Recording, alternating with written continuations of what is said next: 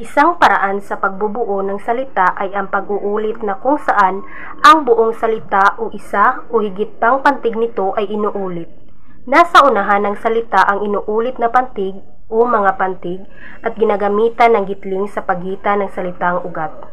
May dalawang bahagi ng pag-uulit ng salita, ang ganap na pag-uulit at di ganap na pag-uulit.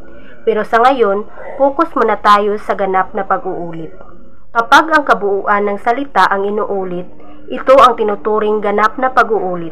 Mga halimbawa ng mga salitang inuulit. Ano-ano, pito-pito, tayo-tayo.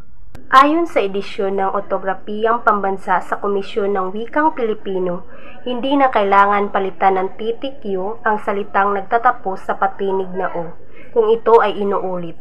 Halimbawa, ang salitang sino ay magiging sino-sino at hindi sino-sino.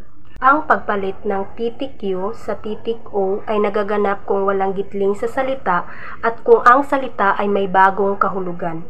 Halimbawa, halo-halo, tumutukoy sa pinagsama-samang iba't ibang bagay, ngunit ang halo-halo ay isang pagkaing pampalamig. Dapat din nating tandaan na may mga salita na mukhang inuulit ngunit hindi tinuturing mga salitang inuulit, sapagkat walang punong salita o salitang ugat ang mga ito.